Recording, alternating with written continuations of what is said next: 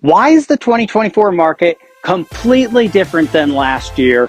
Stan Yampieri, broker owner, Remax Aspire, coming to you from the summer heat.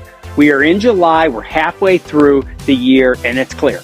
We're in a completely different market than last year. We're seeing more listings, houses sitting on the market longer, rates not being able to budge from 7%. Why are we having this shift?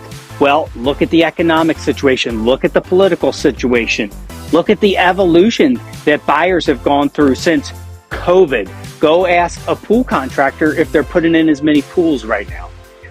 We're seeing canceled listings up 60% compared to last year.